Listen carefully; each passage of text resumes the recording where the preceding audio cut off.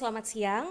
Perkenalkan, nama saya Dian Maya Puspitasari. Saya stakeholder engagement dari Big Change Agency. Hari ini saya akan bertindak sebagai moderator untuk diskusi hari ini di webinar Ekonomi Lestari Jalan Terus dengan judul Siasat Hidup dalam Masa Pandemi. Sedikit bercerita dan melanjutkan ya dari video yang diberikan oleh Cisdi membicarakan tentang stunting. Stunting adalah sesuatu yang saya banyak pelajari di 2 tahun terakhir ini, dan memang kita punya peran untuk bagaimana supaya isu stunting itu bisa teratasi. Sedikit teringat dari salah satu rekan dari Lingkar Temu Kabupaten Lestari, Ibu Helianti Hilman, founder dari Jafar Indonesia. Dia sempat cerita bahwa sebenarnya banyak sekali tanaman-tanaman yang ada di pinggir jalan yang mungkin karena kurangnya informasi ataupun edukasi yang kita ketahui tentang tanaman tersebut, sebenarnya itu adalah tanaman superfood. Pada saat kita tahu betul tentang tanaman-tanaman tersebut, mungkin itu adalah salah satu cara supaya bagaimana isu stunting ini bisa teratasi. Dan satu lagi, mungkin ide yang bisa dilakukan, ada satu makanan yang murah tapi punya gizi dan protein yang tinggi. Salah satunya misalnya adalah telur. Kenapa saya bercerita tentang telur di sini? Telur di sini adalah salah satu produk dari kabupaten yang memang kabupatennya masih di Jawa Tengah, yang peternakannya itu ada di satu gunung di daerah Semarang. Mereka tahu betul bahwa dengan telur dan bagaimana bisa menarasikan telur, memberikan informasi tentang gizi dari telur, itu bisa membantu untuk memperbaiki gizi masyarakat. Nah, kembali lagi ke diskusi yang judulnya hari ini adalah Siasat Hidup dalam Masa Pandemi.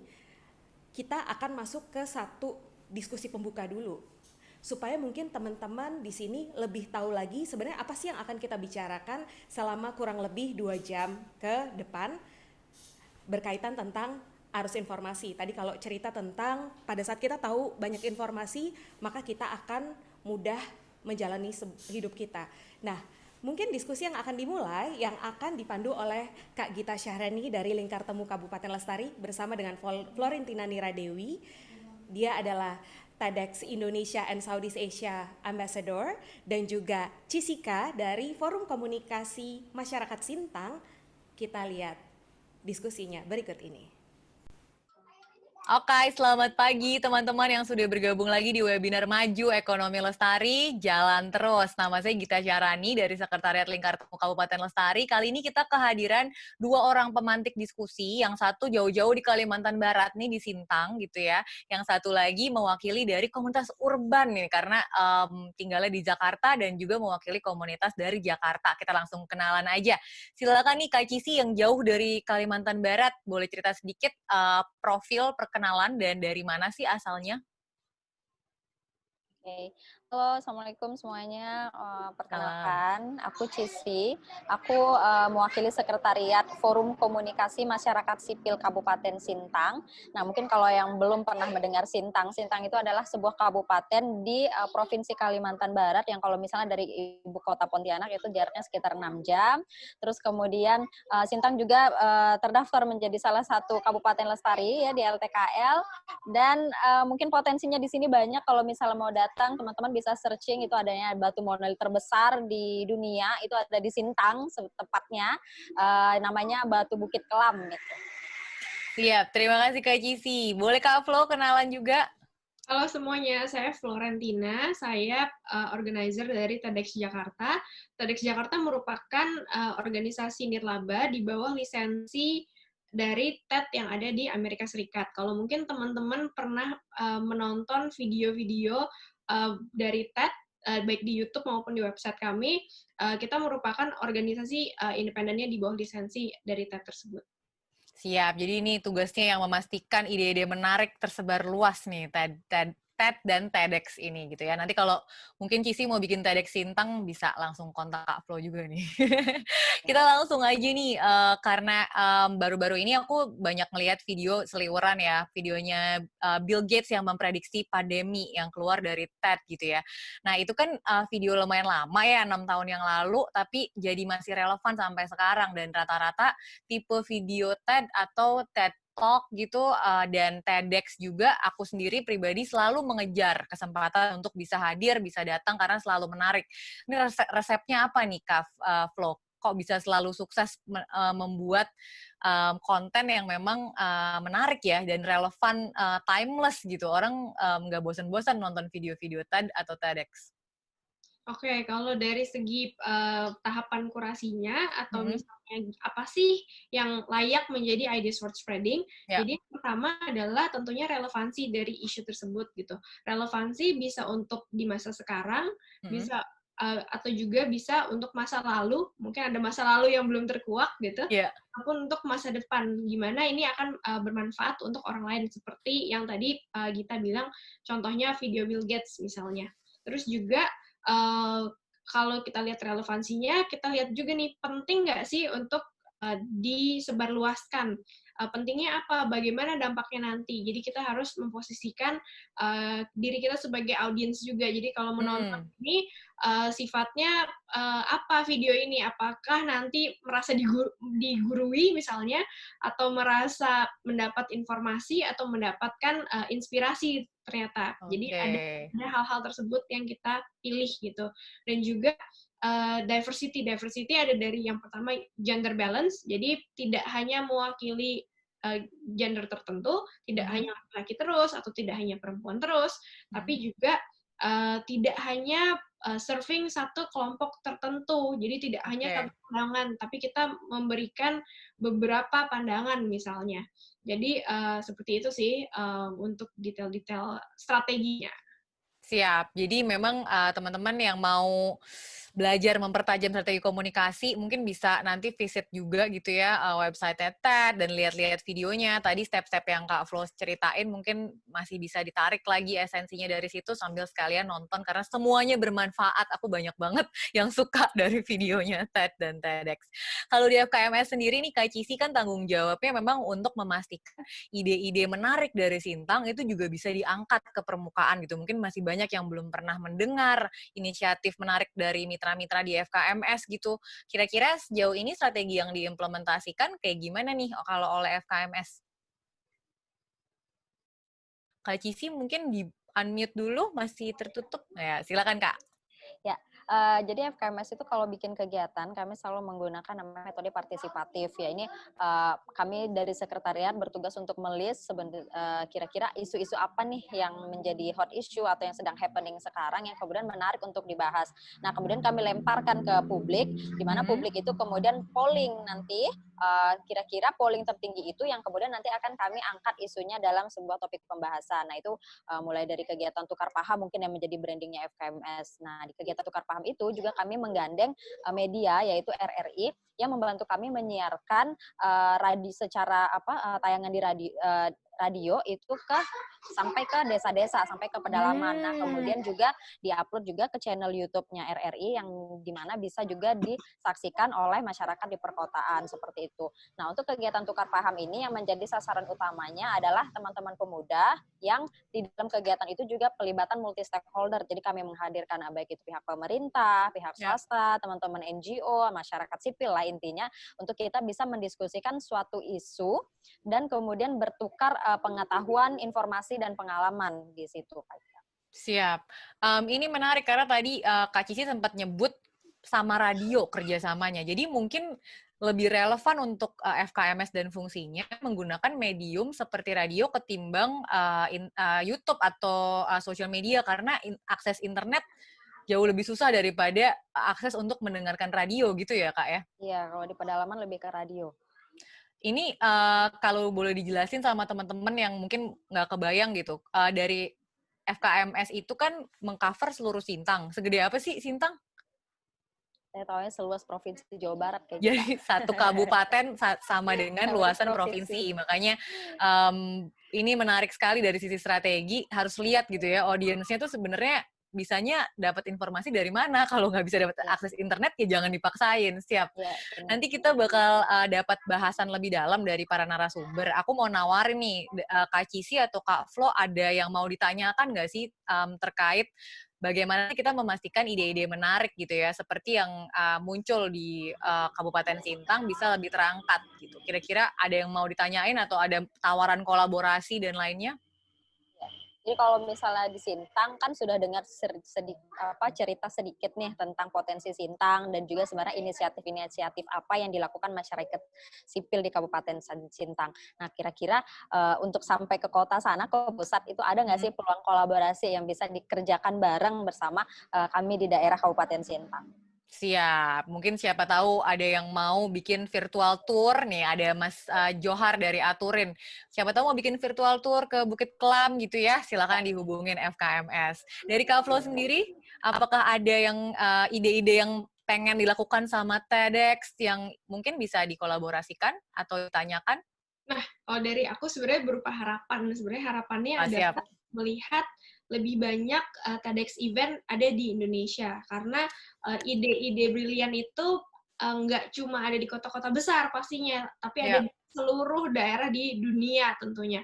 Jadi pinginnya lebih banyak TEDx event di Indonesia, dan kalau misalnya ada pertanyaan, dan gimana sih caranya bikin TEDx, susah nggak sih, gimana guideline-nya, bisa kontak aku di florentina@tedxjakarta.org. Jadi bisa langsung email ke Kak Flo. Kalau mau lihat di sosial media, lihatnya di mana Kak Flo? Kalau di sosial media bisa kontak juga di TEDx Jakarta, @tedxjakarta di Instagram. Siap. Jadi berarti motivasinya bagaimana lebih banyak lagi teman-teman yang hosting TEDx event, mungkin bisa dimulai dari Sintang dan lain-lain, tapi juga mungkin rekomendasi speaker dari daerah tuh banyak nggak sih, Kak? Nah, karena TEDx Jakarta ini skalanya kurang lebih di Jakarta, jadi speaker-speaker kami memang kebanyakan di Jakarta dan area Jawa Barat, karena yang karena serving local community. Jadi pingin banget bisa ada speaker-speaker lainnya yang dari berbagai daerah dan TEDx lebih banyak lagi. Yeay, mudah-mudahan karena virtual kita juga bisa lintas pulau, lintas provinsi nih ya, Kak Flo ya. Siap kalau gitu. Terima kasih banyak.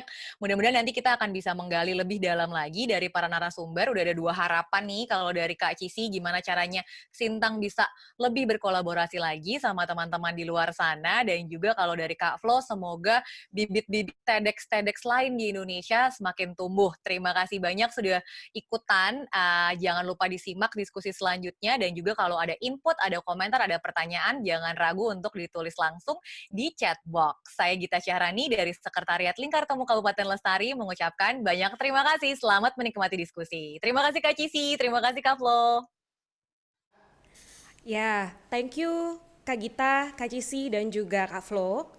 Sebenarnya ngomong-ngomong nih, Kak Flo sama Kak Cisi ada di Zoom. Jadi kalau buat teman-teman yang tadi udah ngedengerin obrolan pembuka, terus mau banyak nanya tentang tadi kan Kak Cisi bilang ya bahwa gimana sih caranya supaya orang-orang yang ada di luar Sintang atau potensi yang di luar Sintang bisa kerjasama dengan masyarakat Sintang sendiri melalui FKMS. Dan juga tadi Kak Flo bilang bahwa pada saat ada banyak narasumber yang mungkin datang dari daerah dan dia punya cerita tentang inovasi dan juga kreativitas supaya bisa disebarkan ceritanya, supaya yang lain bisa terinspirasi, dia membuka kesempatan untuk bagaimana caranya bisa membuat TEDx di seluruh Indonesia.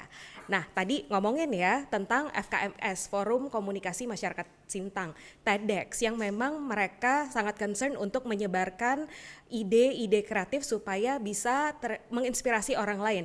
Tadi kan mungkin kalau bisa dibilang adalah cerita tentang bagaimana arus informasi bisa dibuat, bagaimana strategi komunikasi bisa dibuat. Saya sebagai stakeholder dari Big Change Agency yang memang kesehariannya adalah membuat strategi komunikasi, mungkin ingin menyimpulkan benang merahnya bahwa pada saat kita banyak mengambil atau mengabsorb informasi yang datangnya dari banyak sekali narasumber, mungkin pikiran kita jadi jauh lebih terbuka. Karena sebenarnya di dunia ini nggak semua 100% salah, nggak semua 100% benar juga. Ini sama seperti hari ini diskusinya, kita punya 4 narasumber, ditambah ada 1 lagi yang akan nanti menyimpulkan atau merecap dari diskusi hari ini. Kita mungkin ngenalin dulu kali ya, 4 narasumbernya ada siapa aja sih. Hari ini akan ada Pak Jarod Winarno, Bupati Sintang dan Bendahara Umum dari LTKL. Selamat siang Pak Jarot. Ada Mas Johar Jauhari juga, co-founder dari Aturin. Ini namanya saya suka sekali Mas Jarot, karena orang-orang yang suka ngatur-ngatur tour, jadi namanya Aturin. Ntar mungkin bisa diceritain lebih lanjut ya Mas ya, filosofi namanya. Ada Mas Rama Raditya juga, pendiri dari Clue, salah satu aplikasi yang saya suka sekali karena banyak clue-clue dan informasi yang kita bisa dapatkan dari situ. Dan ada Mbak Anggit Hernowo juga, pendiri dari Benih Baik. Nanti kita cari tahu yuk, apa yang sedang dikolaborasikan Benih Baik dengan LTKL dan bagaimana kolaborasi itu bisa empower banyak teman-teman UKM yang ada di kabupaten. Nanti diskusi tersebut juga akan dirangkai oleh Ibu Dia Suradireja selaku Dewan Pengawas LTKL. Nah, untuk yang pertama mungkin kita ajak ngobrol Pak Jarot dulu kali ya. Dengan cerita yang akan kita banyak bagikan hari ini adalah gimana supaya kita punya siasat hidup dalam masa pandemi ini. Selamat siang Pak Jarot. Siang, Pak Jarot mungkin posisinya boleh agak sedikit ke tengah ya Pak ya, supaya bisa terlihat. Nah, kan enak nih Pak ngobrolnya, saya bisa lihat Pak Jarot juga. Walaupun kita di Jakarta, Pak Jarot di Sintang. Pak, mau nanya-nanya ya Pak ya. Kadang kan kita ya tahu banyak berita itu selalu centering tentang kota besar. Nyeritain tentang masa pandemi tapi benar-benar hanya di kota besar. Padahal sebenarnya banyak hal yang kita sangat bisa tahu dan belajar dari kabupaten. Supaya inovasi yang dilakukan kabupaten itu bisa diduplikasi di kota besar yang akan membuat kehidupan menjadi lebih baik lagi. Kayak ini ya Pak, salah satunya tuh saya sempat dapat cerita dari teman saya di Jogja gitu. Ternyata memang dari dulu itu sudah ada istilah sawan. Istilah sawan adalah di mana saat ada mungkin tetangga mereka yang meninggal, berarti kan kalau ada yang meninggal bakteri dan virus lagi banyak-banyaknya yang ada di sana. Jadi pada saat orang-orang di Yogyakarta diinformasikan sawan, saat ini sawan gitu, mereka akan berdiam di rumah, terus mungkin lebih banyak minum empon-empon supaya bakteri dan virus itu bisa benar-benar terlindungi dari tubuh mereka. Nah, kita juga pengen belajar nih Pak dari Sintang, inovasi apa sih yang Bapak sudah buat supaya Sintang itu tetap maju, tetap kuat melawan virus dan bakteri yang ada di masa pandemi ini. Tapi Pak, sebelum nanti Pak Jarot akan menceritakan, kalau inovasi itu kan tanpa batas ya Pak, tapi waktu kita agak terbatas nih Pak. Jadi nanti pada saat udah 2 menit sebelum untuk masuk ke sesi berikutnya, saya kasih kode ke Pak Jarot lagi ya Pak ya. Ya, silakan Pak.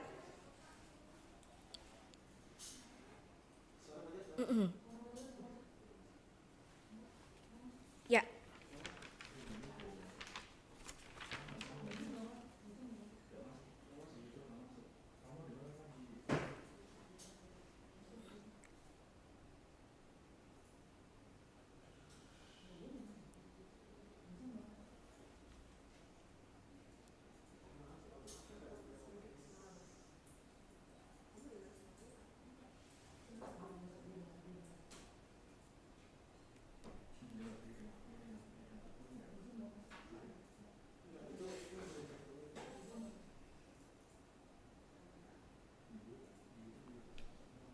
Indonesia ini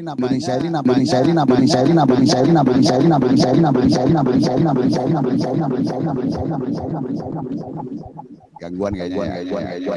Maaf ya Pak, ada sedikit teknis. Yes, silakan Pak. Gimana Pak? Ya, sudah aman Pak? Monggo silakan dilanjutkan. Halo. Ya, halo. Saya bisa mendengar suara Pak Jarot.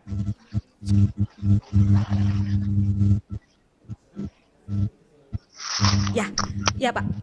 Saya masih bisa mendengar suara Pak Jarot. Mungkin Bapak bisa melanjutkan. Yang lain agak kedengeran kali. Ya, yang lain kedengeran juga Pak. Kami sudah cek. Oke, bisa ya? Ya, tadi sampai di Kepulauan dan Borneo. Ya, Silakan Pak. coba sekarang saya tunjukkan satu slide dulu ya Mbak ya. Silakan Pak. Mana slide saya yang boleh di ini kan Mbak? Slide Boleh. grafik mingguan COVID-19 di Sintang. Ya. Mana slide-nya? Sebentar Pak. Yes, Ya, sudah tunjuk. terlihat ya slide-nya. Oke, coba lihat yang paling atas. Ya, Ini mingguan ya, 1 tahun kan 52 minggu. Kalau mm-mm. epidemiologis biasanya kalau ngelihat penyakit yang berpotensi wabah itu dihitungnya dia mingguan lah ya. Ini tuh kita lihat ya, kalau kita mau lihat trennya kan. Kita lihat, Sintang ini pertama kasus COVID-19 16 hari. 16 hari sesudah Bapak Presiden mengumumkan 2 kasus COVID-19 pertama yang di Depok itu ya. 16 hari kemudian kita mulai ada kasus COVID-19. Jadi kira-kira tanggal 16 Maret itu ada kasusnya itu.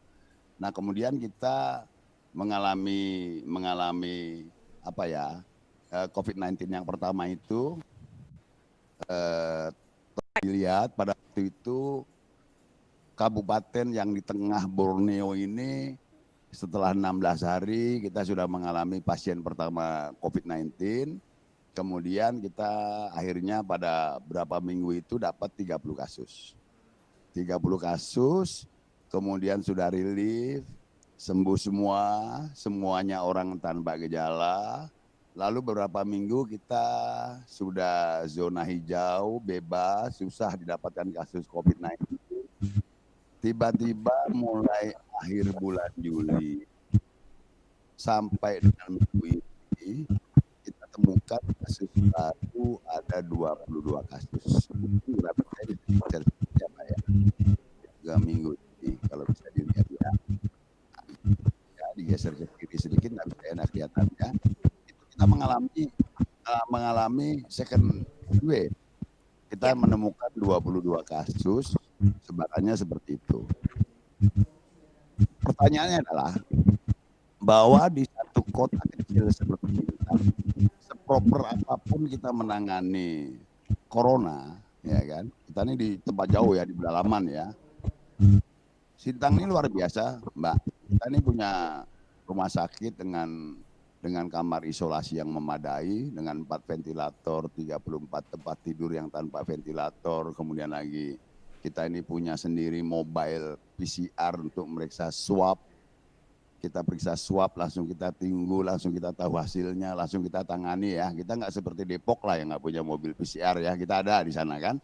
Nah, seproper apapun kita menanganinya, tetapi interkonektivitas kita yang di pedalaman dengan ibu kota provinsi dengan Pontianak, kemudian Pontianak dengan Jakarta, Surabaya dan Semarang, karena memang interkonektivitas yang luar biasa, apapun yang kita lakukan di kabupaten kecil, di pedalaman, di tengah hutan, itu tidak pernah akan bisa bebas dari gejala yang terjadi atau dinamika yang terjadi di kota besar. Kalau corona tidak selesai di Jakarta, tidak selesai di Surabaya, tidak akan juga selesai di Pontianak. Tidak selesai di Pontianak, tidak akan selesai juga di Sintang. Pada saatnya nanti, kalau di ibu kota kabupaten seperti Sintang, itu belum selesai, maka corona di kota-kota kecamatan yang di hulu-hulu sungai masih ada. Ya, masih ada lagi. Sehingga begitulah spreading. Jadi corona ini karena dengan daerah kepulauan yang besar sekali akan seperti itu. Jadi nanti pada akhirnya ada teori bahwa corona ini di Indonesia ini kan sporadik, ada terus deh di pedalaman-pedalaman yang jauh yang enggak ini. Jadi beban kita untuk mengatasi corona di Indonesia ini akan bertambah ya dengan model tadi, dengan penyebarannya seperti itu. Itu yang pertama. Yang kedua, bahwa kalau kita sadari hal tersebut, buat kita yang paling penting adalah proper deh, bener-bener lah, bener-bener nih ngurus corona gitu lah kan. Corona ini tidak ada kaitannya dengan tropical season yang ada di Indonesia, tidak ada kaitannya dengan kalung kelor, tidak ada kaitannya dengan nasi kucing, ya kan. Corona ini ya kita atasi dengan benar gitulah, kira-kira seperti itu. Ya, corona kita harus mulai seperti itu. Kemudian kita sadari karena corona ini akan sporadik seperti itu di daerah yang bergeografis seperti Indonesia, mau enggak mau bahwa kita akan lama hidup dengan corona. Gitu. Kita akan lama hidup dengan corona. Artinya satu, apa tugas pemerintah? tugas government ini nyiapin fasilitas yang benar untuk mengatasi corona, melakukan surveillance yang benar untuk corona, kemudian lagi mencegah kasus impor, ya kan? Kemudian apa tugas kita masyarakat sipil? Tugas masyarakat dua aja. Satu, tingkat imunitas tubuhnya, makan telur, vitamin, olahraga, berjemur dan sebagainya. Kemudian yang kedua, menyelenggarakan pencegahan corona yang 3 hal tadi, masker, kemudian lagi cuci tangan, lalu social distancing, jaga jarak. Saya pikir pada waktu yang lama kita akan hidup seperti itu. Lalu dampaknya sudah kita hitung semuanya, ada dampak kesehatan, ekonomi, sosial. Lalu buat kita yang penting adalah, ayo dong, ini corona bakalan lama. Nggak mungkin kita cuma tidur-tidur aja. Betul. Ayo kita hidup dengan corona lah, ya kan? Setuju. Apalagi yang lestari gini kan, Iya. jalan terus lestari ya, Iya. meskipun ada corona. Kira-kira gitu Mbak. Ini Ya, sementara menarik sebagai sekali Pak. Ya, kalau boleh bertanya nih ya Pak ya, kan biasanya tadi ya kalau misalnya teman-teman dari forum komunikasi masyarakat Sintang cerita bahwa mereka masih menggunakan radio untuk bisa menjangkau teman-teman yang mungkin dia ada di Sintang tapi yang lebih dalam lagi di pedalaman gitu. Sebenarnya kalau dari Pak Jarod sendiri ada inovasi komunikasi apa Pak yang menarik yang mungkin bisa dibagikan ceritanya di sini supaya informasi tentang data, tentang tadi bagaimana kita bisa mengingatkan kembali orang-orang untuk menjaga imunitasnya dia, untuk akhirnya tidak usah keluar rumah kalau tidak perlu dan juga minum banyak vitamin kalau memang diperlukan ke teman-teman yang mungkin jangkauannya tadi agak ke dalam gitu. Apa sih Pak inovasinya yang dibuat oleh Pak Jarod dan tim di kantor Kabupaten Sintang sendiri? Ya Mbak, jadi laboratorium kita terbaik adalah proses belajar mengajar. Proses belajar mengajar ini sudah ada panduannya ya. Ada daring dalam jaringan, Ya. ada luring di luar jaringan, lalu ada blended, ya ada campuran, ya kan? Kan ada daerah yang di satu titik agak berbukit, ada sinyal internet, tetapi begitu dia masuk kampungnya nggak ada, ya kan? Jadi Ya. bikin namanya blended campuran. Itu laboratorium itu. Sintang itu 33% desanya itu tidak ada jaringan internet. Masih mending lah ya, 60% lebih ada jaringan internetnya. Paling tidak dia di ibu kota kecamatannya, ya kan? Ya. Kemudian lagi, ya yang terjadi seperti itu. Bahwa banyak sekali inovasi dalam proses belajar mengajar ini Ya. yang dilakukan untuk mengatasi keterbatasan infrastruktur telekomunikasi seperti itu. Ya. Bahwa ketika situasi outbreak, situasi wabah seperti ini, harus informasi sangat diperlukan, ya. Yang terjadi di Sintang adalah bahwa daerah lain seperti Sintang, bahwa ternyata teknologi telekomunikasi kita itu belum menjangkau sampai di remote area, sampai daerah-daerah terpencil, sehingga diperlukan inovasi-inovasi. Yang terjadi adalah proses belajar mengajarnya itu kebanyakan yang dia blended, dia campuran. Yang mana yang masih bisa daring, mana yang mesti jemput bola, gurunya turun kepada muridnya, atau pertemuan seminggu sekali, kira-kira demikian Mbak. Ya. Itu untuk Menarik proses sekali. mengajar, ya, kira-kira seperti itu. Ya, ini Pak, menurut saya karena namanya proses belajar mengajar ya, kan itu dilakukannya setiap hari. Jadi dari situ juga pemerintah Kabupaten Sintang banyak mengingatkan melalui murid-murid, yang murid-murid akan mengingatkan ke orang tuanya lagi. Pada saat muridnya tahu, anaknya tahu, biasanya orang tua itu akan selalu mengikuti apa yang dikatakan anaknya. Ini mirip Pak, seperti berarti saya boleh bilang Sintang cara berpikirnya juga sangat maju ya. Ini seperti yang dilakukan penduduk di Singapura juga pada saat dia mengingatkan tentang kesehatan, mereka ngingetinnya melalui anak-anak murid supaya dia bisa mengingatkan ke orang tuanya. Tadi saya mungkin boleh sedikit cerita ya, pertama kali saya ke Sintang itu tuh bulan April Pak, dan saya sangat terkesima dengan makanan-makanan yang segar karena ikan-ikannya langsung ditangkap dari sungai, buah-buahnya masih banyak buah-buah musiman yang sebenarnya membuat saya ingin kembali lagi ke Sintang, tapi memang karena belum bisa.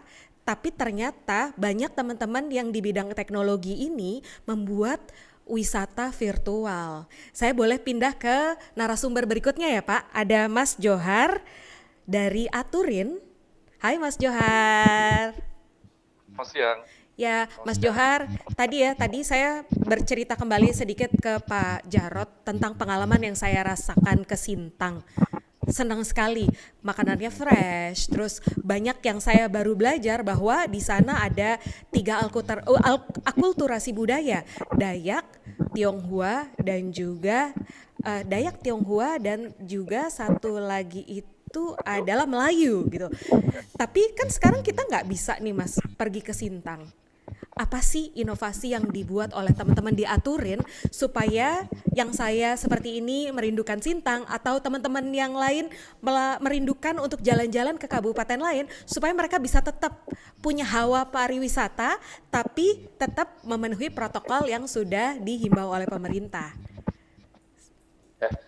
Baik, terima kasih. Jadi dari Aturin, salam kenal untuk teman-teman semuanya, untuk Pak Bupati Sintang dan pembicara lainnya, panitia dan juga peserta acara. Jadi saya mewakili Aturin, senang sekali kami bisa share ide kami yang selama ini kita lakukan. Nah, kita tahu saya penduduk Depok, KTP saya Kota Depok, jadi betul tadi Pak Bupati bilang kasus pertama corona yang terdeteksi adalah penduduk Depok ya. Nah, kami biasanya sebelum pandemi kita bisnisnya adalah menjual tour, pakai tour secara fisik di lapangan. Nah, kita sudah tahu nih Mbak, pas pandemi mulai muncul dan sepertinya akan lama penanganannya karena kita juga belum ada vaksin ya.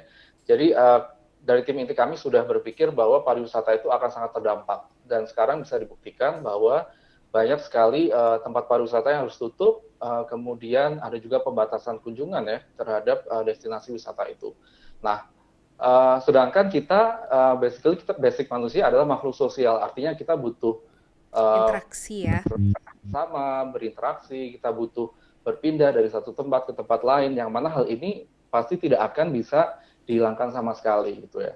Apalagi saat ini jalan-jalan itu menjadi, kalau buat saya jalan-jalan menjadi kebutuhan primer. Tergantung jalan-jalannya mau yang mahal atau yang murah atau yang so-so tadi ya, blended misalnya, itu tergantung orang masing-masing. Tapi trennya yang saya lihat, kami diaturin bahwa jalan-jalan itu mungkin 10 tahun ke depan sudah menjadi sesuatu yang kebutuhan primer gitu ya. Setidaknya mungkin setahun sekali atau 2 tahun sekali dan sebagainya. Nah, kita lihat bahwa karena pariwisata itu terhenti, di banyak daerah terhenti total, jadi kita berpikir apa sih sebenarnya kita bisa lakukan, karena Aturin itu kita punya banyak mitra pemandu wisata yang tersertifikasi, itu jumlahnya 500-an lebih di berbagai pulau di Indonesia, yang ketika mereka pandemi ini, mereka tidak ada pekerjaan sama sekali. Jadi karena mereka tidak ada tamu, jadi mereka kehilangan penghasilan sama sekali. Nah, dari kami akhirnya berpikir, oke, kita sepertinya perlu melakukan sesuatu nih. Mungkin sesuatu yang baru, yang kita ada mitra tour guide-nya, kita juga mungkin sudah punya pasarnya, apa yang kita bisa inovasikan di kala pandemi ini. Akhirnya kita per April, kita mengadakan virtual traveling atau virtual tour. Yang saya ingat waktu itu kita nggak langsung bikin virtual tour-nya, tapi kita bikin pelatihan. Jadi kita melatih tour guide ini dan juga beberapa pegiat pariwisata yang lain untuk memperkenalkan ide dari virtual traveling ini. Nah, mungkin tanya ya, virtual traveling itu apa sih sebenarnya? Jadi virtual traveling itu adalah kita berjalan-jalan secara virtual, dari memang dalam jaringan.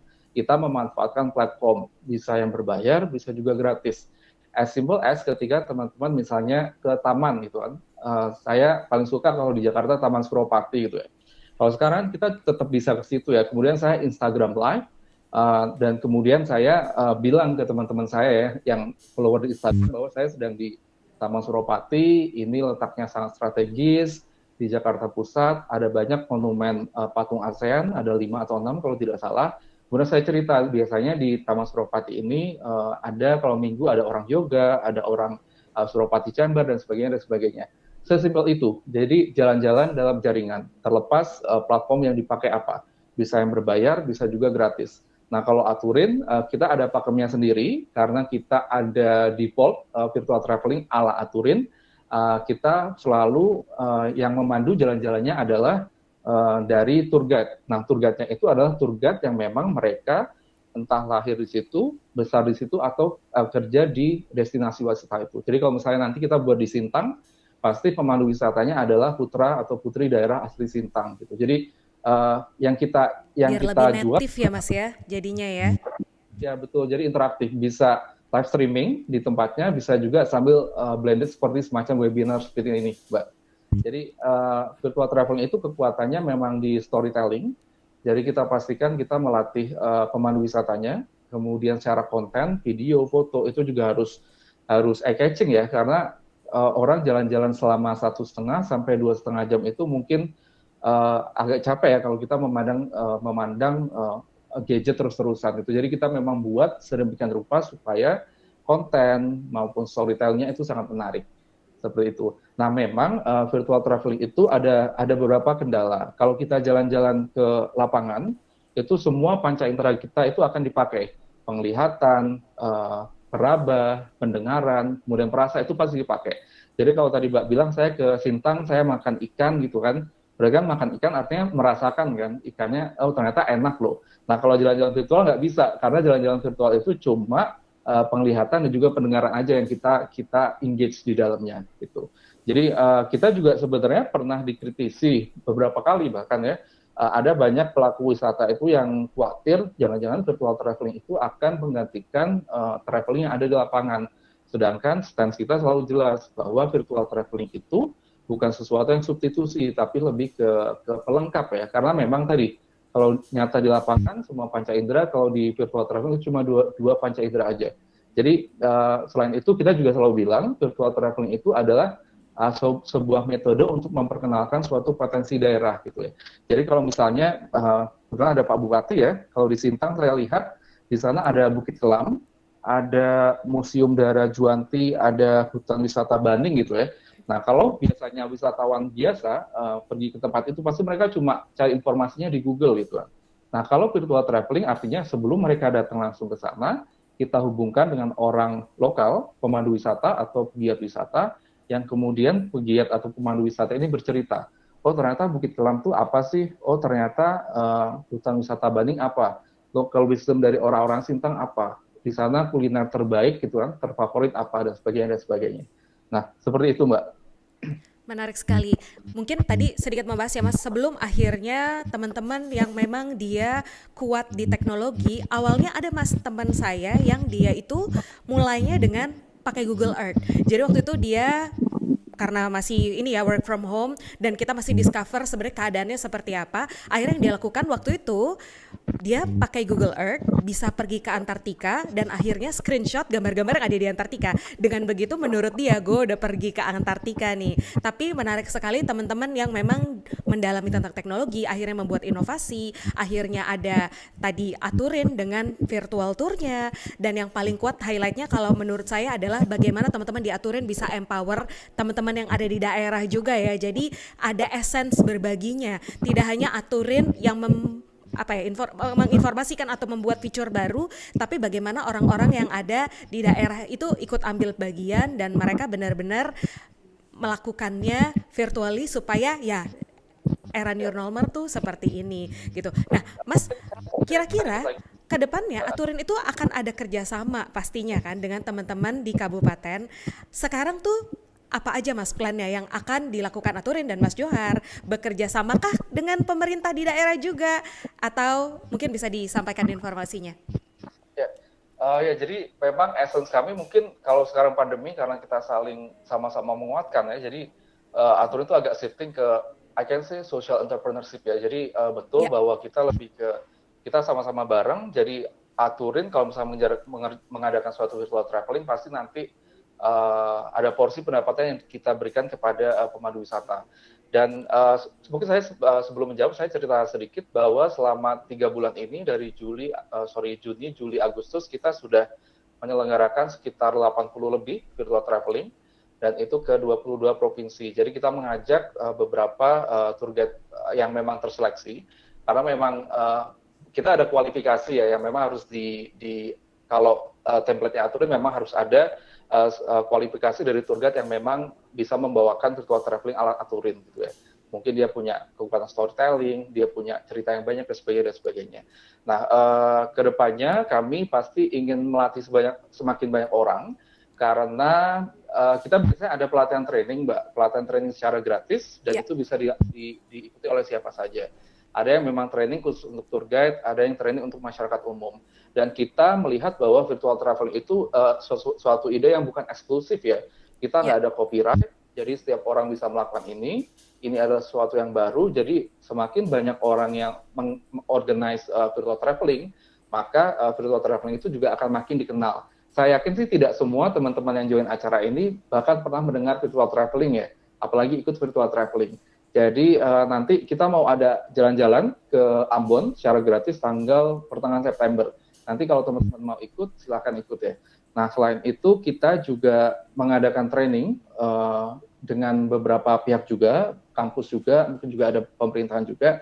Dan kami sangat terbuka, jadi kalau misalnya ada pemerintah dari Kabupaten Under Apkasi atau LTKL yang akan bekerja sama dengan kita bisa menyediakan training dengan gratis, sepanjang kita bisa memberikan manfaat sebaik mungkin kepada orang, maka kami sangat senang.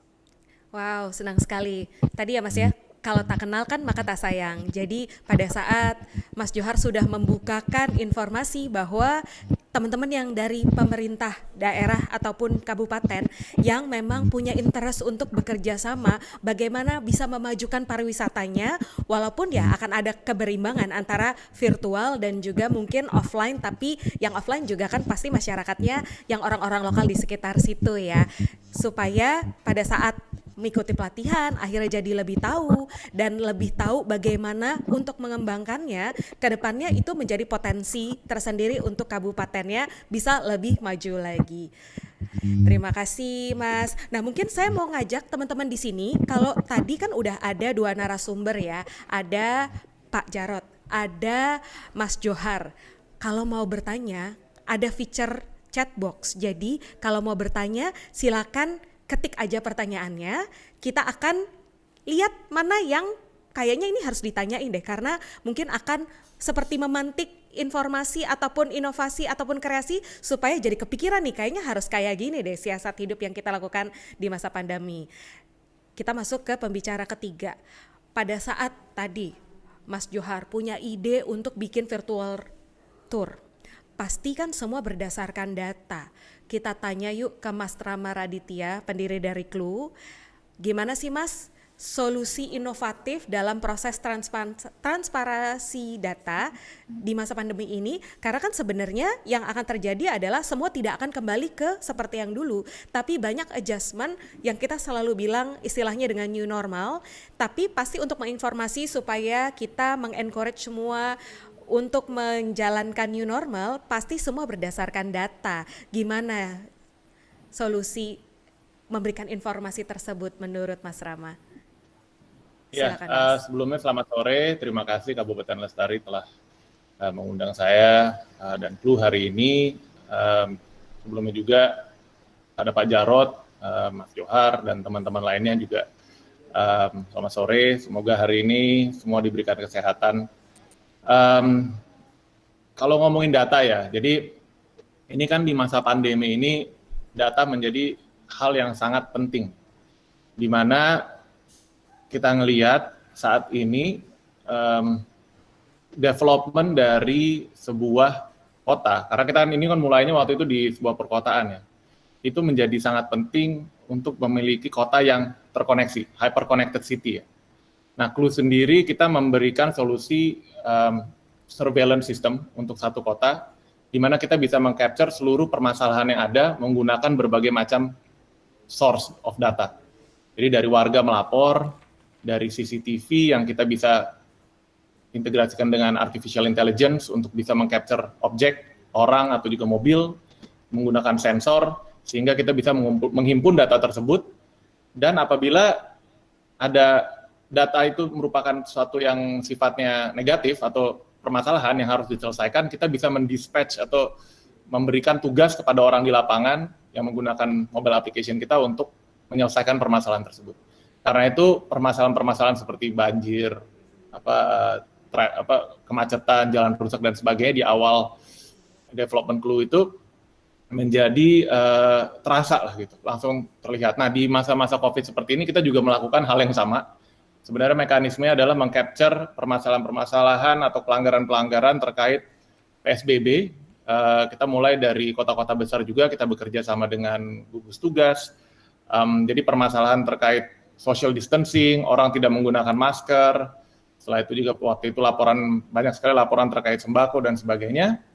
Itu bisa langsung kita capture dan juga kita tindak lanjuti dengan cepat. Gitu. Nah, dari data-data yang kita kumpulkan itu bisa kita lihat di sebuah dashboard atau command center pergerakan dari data tersebut sehingga kita bisa membuat policy yang lebih baik. Government ya, pemerintah bisa memberikan policy yang lebih baik terhadap warganya, terhadap kotanya. Kita bisa menyesuaikan ini tergantung dari besar kecilnya kota tersebut. Contohnya, memang kita mulainya di kota-kota besar, tapi even sekarang kita mulai masuk ke kabupaten. Kemarin kita baru deploy implementasi kita juga, produk kita juga untuk thermal scanner di Trenggalek.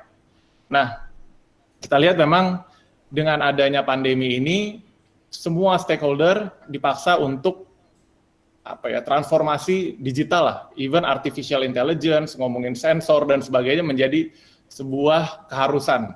Dan ini leapfrogging the whole meloncat ya jadinya ya, bukan hanya menjadi berjalan dengan pelan tapi meloncati berbagai macam inovasi lainnya untuk sampai ke sini. Karena itu kita lihat, kita sangat apresiasi learning curve dari government juga dipercepat dengan adanya pandemi ini.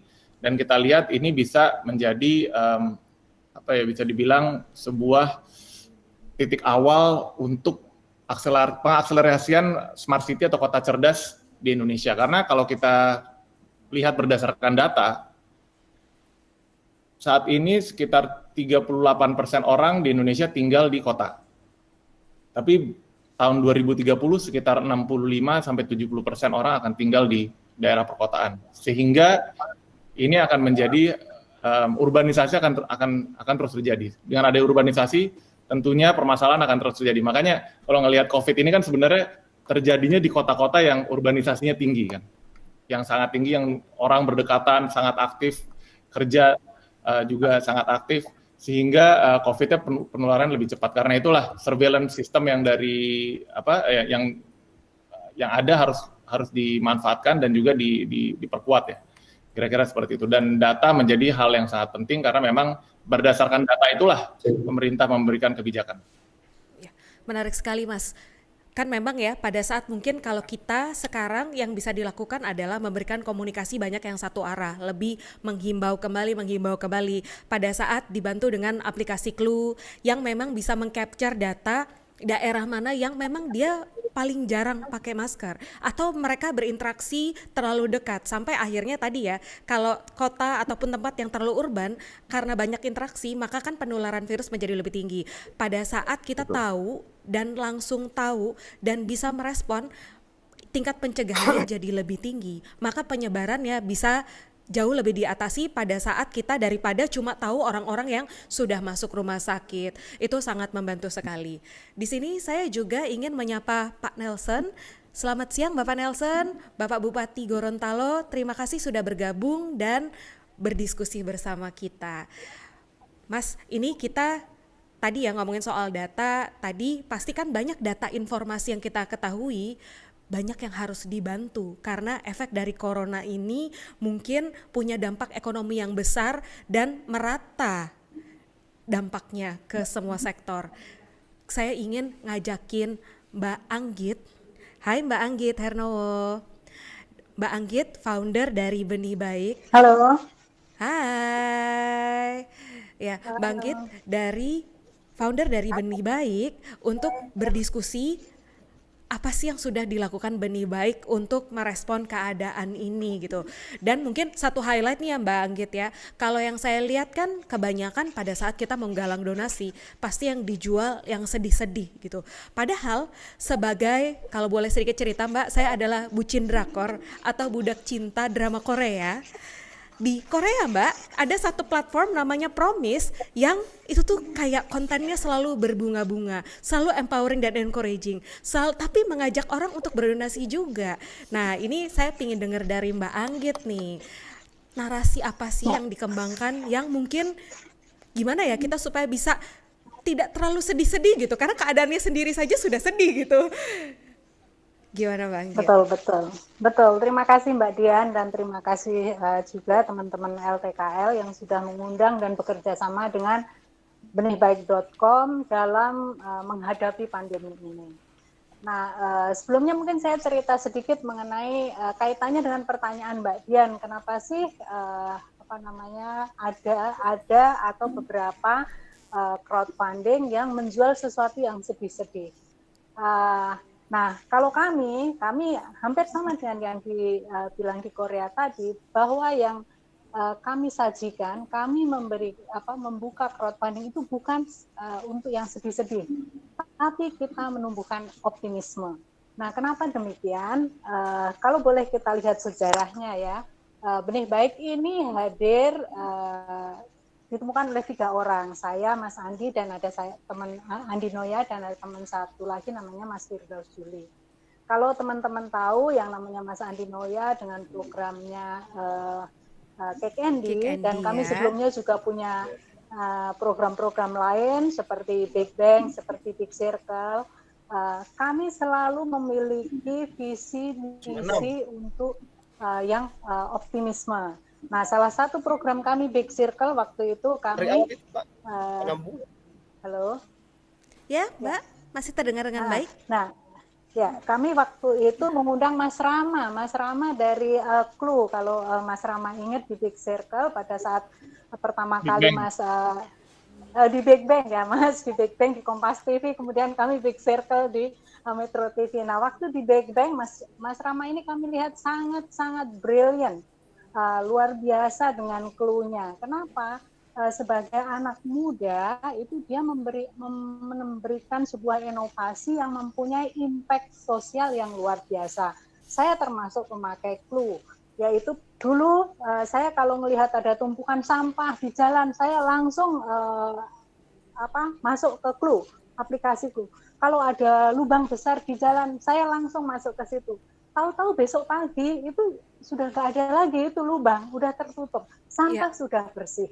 Nah, hal-hal yang seperti itu yang ingin kita tampilkan kepada masyarakat. Nah, kembali lagi ke Benih Baik tadi, kenapa kita juga selalu memberikan rasa optimisme, karena kalau kita memiliki program-program TV itu Mbak Dian, sebetulnya bukan hanya program TV aja. Di belakangnya kami selalu memiliki sebuah gerakan yang positif. Contohnya kayak Cake Andy, udah lebih dari 12 tahun memiliki Cake Andy Foundation. Cake Andy Foundation, Mas Andi pasti ada di situ. Kita memiliki program ada 1 juta bola, kaki palsu, operasi katarak, dan lain-lain. Nah, kemudian apa kaitannya Cake Andy Foundation dengan benihbaik.com? Nomor 1 pastinya dua-duanya ada Andi Noya lah, gitu. Tapi kaitannya apa? Nah, selama ini kalau Cake Andy Foundation, karena kita dijalankan secara so-called konvensional, jadi orang yang bisa mendapat bantuan ataupun bisa membantu itu orang-orang yang memiliki akses, baik itu ke Andi Noya atau ke Metro TV atau ke teman-teman tim dan lain-lainnya. Nah, dengan adanya perkembangan dunia digital ini, maka kami itu ingin memberikan akses seluas-luasnya kepada masyarakat, baik itu yang kenal maupun yang tidak kenal. Jadi kita meniru dong dengan Mas Rama, dengan Clue. Nah, kita membuka platform lah, platform benihbaik.com. Orang yang tidak kenal Andi Noya, yang tidak kenal timnya, tidak kenal Metro TV pun bisa mengakses secara langsung ke platform benihbaik.com. Seperti LTKL misalnya sekarang ingin membantu UMKM. LTKL kemudian membuat penggalangan dana di platform benihbaik.com. Nah, orang-orang yang tidak kenal LTKL, yang mungkin tidak kenal teman-teman pengurus yang ada di LTKL bisa mengakses. Mungkin Pak Bupati Sintang yang ingin membantu temannya atau kenalannya atau siapa saja yang ada mungkin di NTT atau ada di Papua bisa langsung masuk ke platform kita dan bisa membantu di situ secara langsung. Jadi ini sangat memudahkan teman-teman untuk membantu, untuk dibantu. Maksudnya kalau untuk dibantu itu tentu saja teman-teman kita yang kurang beruntung ya. Nah, pertanyaannya bagaimana ini beroperasi? Apakah bagaimana mempertemukan ini? menurut data di Indonesia ini ada 10% orang yang berada di garis atau prasejahtera. 10% masyarakat prasejahtera.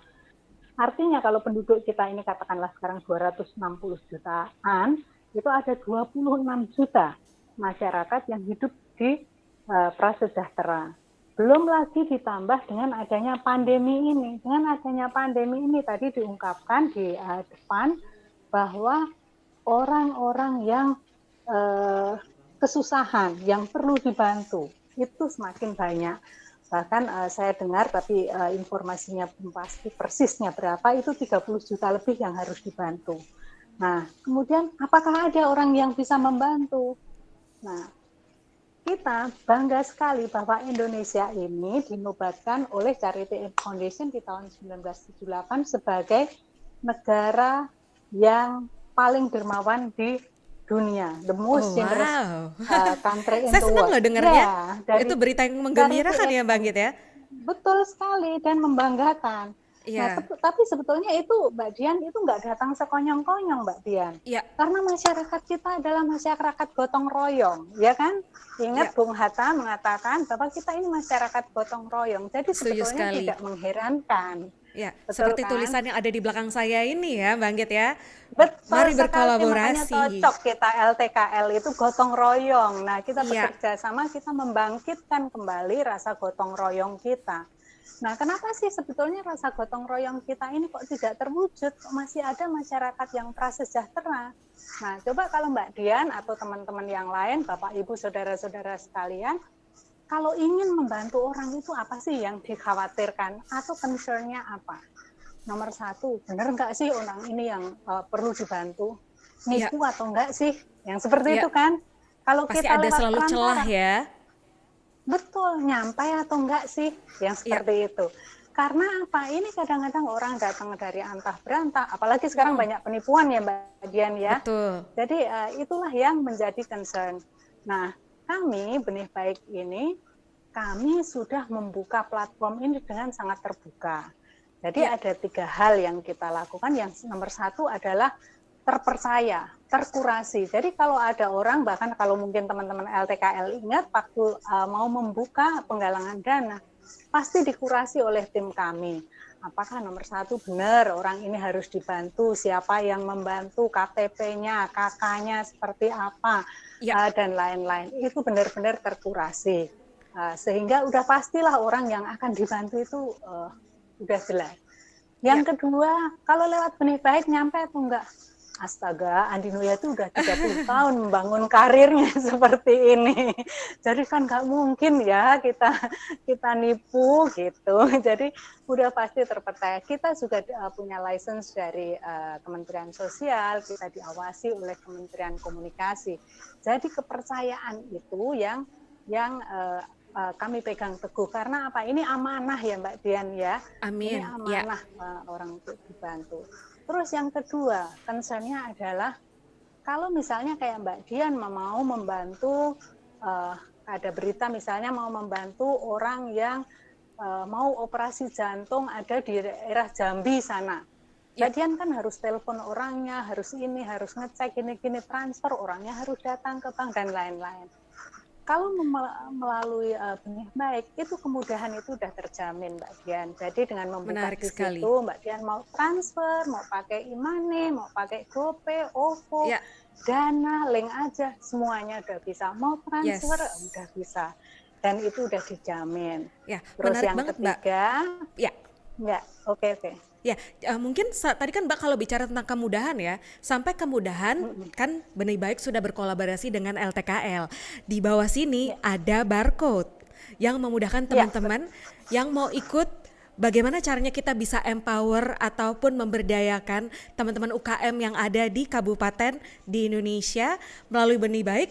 Tinggal di scan barcode di sini, langsung mudah dan tetap terpercaya. Karena kenapa? Nanti dia akan disalurkan ke UKM yang sudah dikurasi juga oleh teman-teman LTKL. Masuknya uang dananya melalui Benih Baik dari teman-teman yang ada di sini. Nih Mbak, tadi kita cerita tentang kita ingin membantu teman-teman UKM di kabupaten. Ada pertanyaan tentang yang relate ke mereka nih. Ini mungkin pertanyaan yang diberikan oleh teman dari Universitas Halu Oleo, Mbak Elianti Agus Moko Dompit. Pertanyaannya ditujukan ke Mas Johar dari Aturin. Ini Mas, pertanyaannya, Mbak Elianti ini pingin tahu perbedaannya sama video tentang tour yang sudah banyak sekarang ada di YouTube. Mungkin itu pre-record video ya, dengan konten yang diberikan tentang virtual tour melalui Aturin, bedanya apa Mas? Yes, silakan, mic-nya masih belum bunyi ya. Halo? Ya. Yes. Ya, terima kasih Kak Elianti atas pertanyaannya. Jadi yang membedakan tur kami Ya. itu adalah Mas, kalau mungkin dari mic-nya sini, nggak perlu dipegang karena ada bunyi. Ya, digantung gitu aja terdengar kayaknya. Oke, silakan Mas. virtual tour kami tidak metode sekitar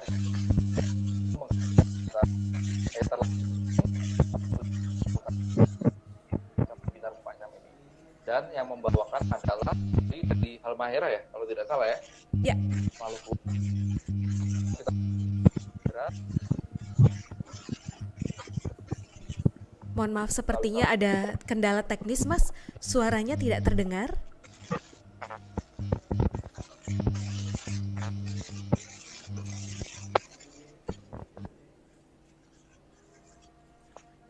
Halo. Yes, nah ini sudah terdengar lebih baik. Silakan Mas. Ya, jadi terima kasih pertanyaannya. Ya. Jadi yang membedakan virtual tour ala Aturin dengan recorded video bahwa kita tidak recorded. Jadi metode yang kita sampaikan adalah either live streaming atau blended antara live streaming dan juga semacam webinar. Nah, yang membedakan dulu adalah yang menyampaikan di Aturin itu ada beberapa roles. Jadi saya biasanya jadi co-host, jadi saya seolah-olah menjadi tour leader-nya. Jadi saya membawa teman-teman wisata virtual ini, saya grup leader-nya, saya bawa jalan-jalan ke Halmahera. Nanti di sana saya dipertemukan dengan entah pemandu wisata atau pegiat wisata setempat. Jadi kalau di Halmahera nanti si pemandunya langsung yang akan menjelaskan. Karena dia tinggal di situ, mungkin lahir dan besar di situ, jadi secara informasi, dia informasinya lebih terpercaya ya, lebih curated ya, terkurasi ya. Ada di Indonesia ada banyak sekali penyedia virtual traveling atau provider virtual traveling. Dan kami menganggap bahwa teman-teman ini adalah sama-sama nih kita, sama-sama membangun pariwisata, masih menghidupkan optimisme di tengah pandemi. Tapi yang membedakan dengan mereka, kita invest dengan local guide.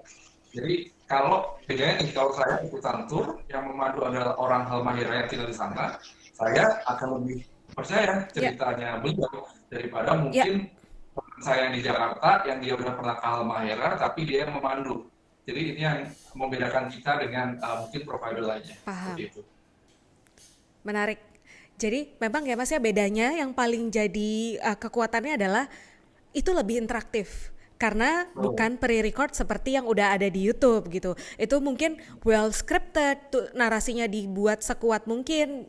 Dan memang mungkin yang dilihatkan adalah benar-benar cuma beberapa. Tapi pada saat itu lebih interaktif, mungkin ada orang yang bertanya, Mas boleh kiri dikit nggak? Itu ada apa sih gitu. Dan mungkin diceritakan langsung oleh orang yang tinggal di sana. Jadi ceritanya bisa lebih dalam dan lebih autentik.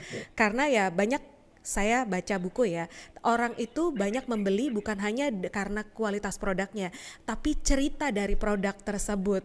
Semakin bisa menceritakan dengan autentik, semakin dia tertarik ya Mas ya. Dan satu lagi, ketika virtual travel ala Aturin, mereka juga bisa belanja oleh-oleh. Jadi, menarik sekali. Jadi kita akan buat katalog kerjasama dengan untuk oleh-oleh atau UKM setempat.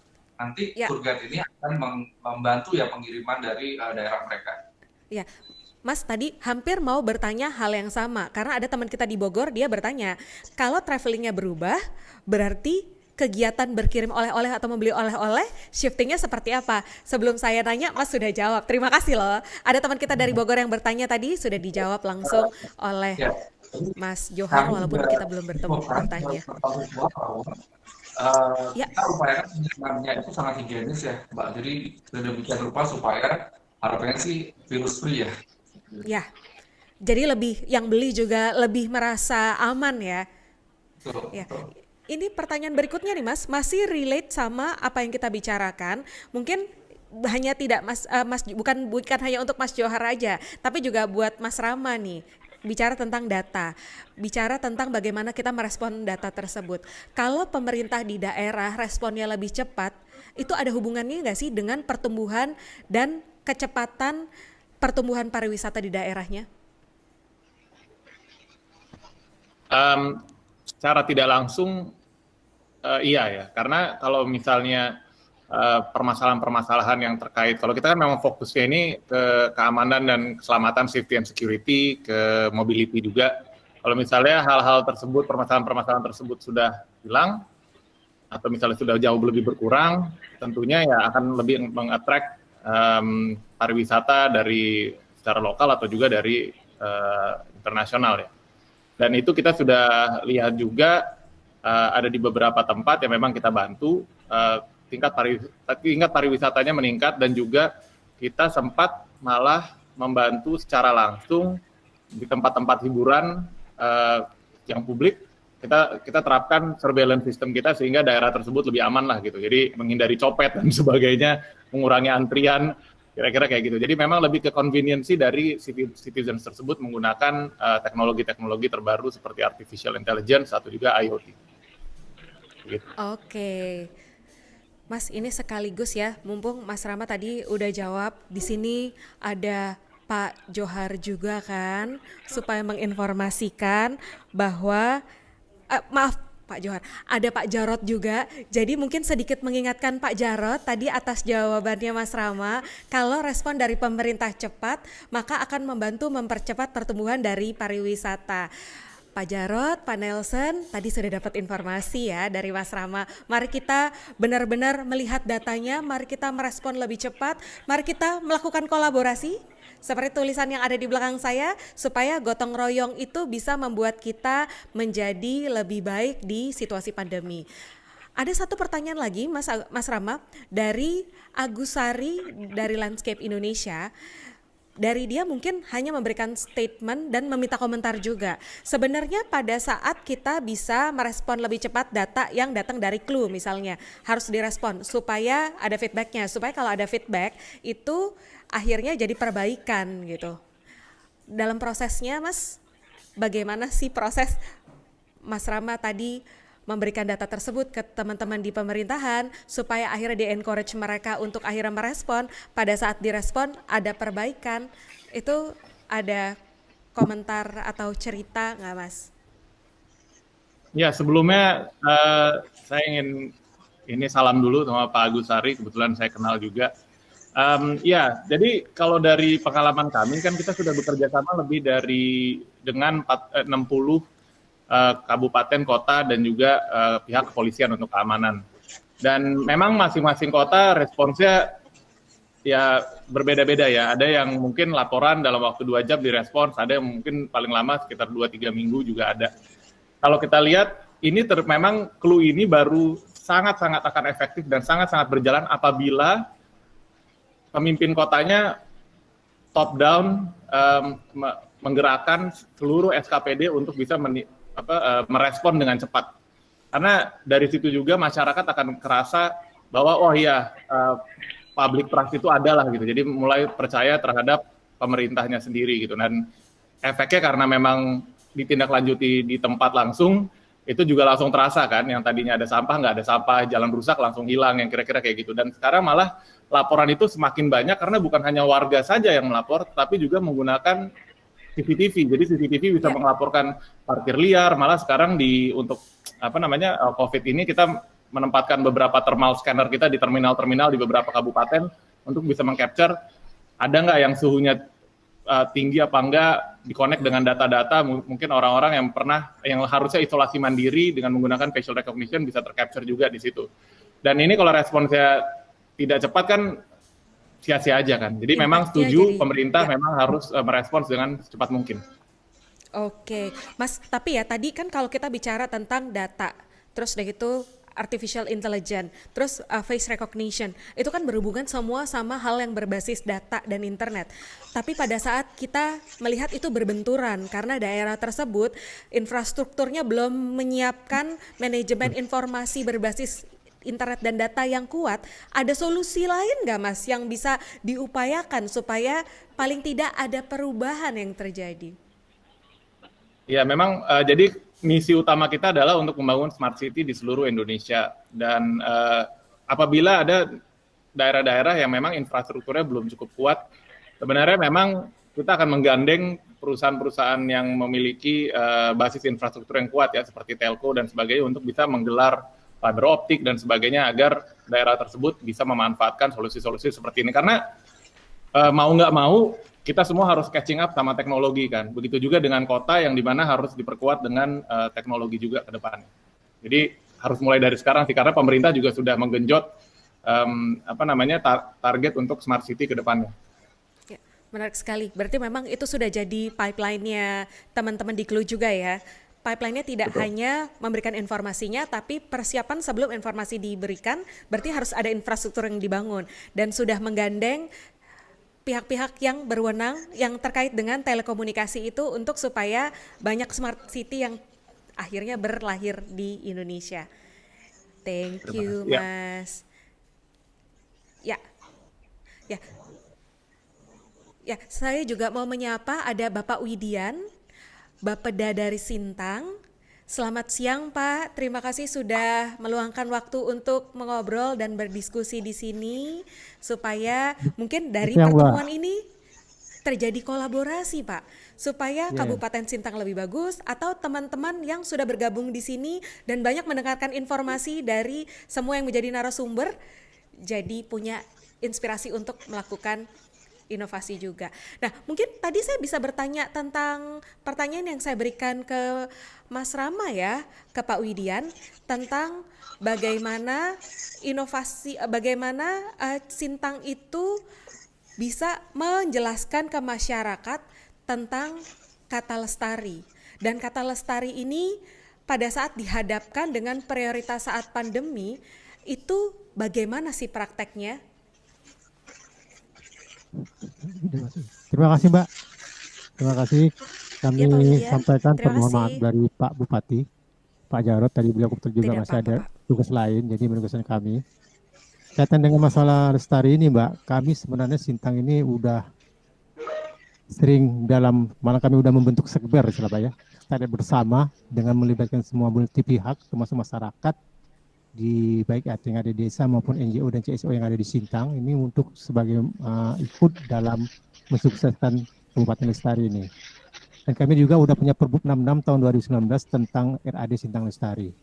Hanya saya sampaikan, memang kalau kita bicara yang disampaikan oleh Mas Rama itu memang faktor data yang sangat penting Mas.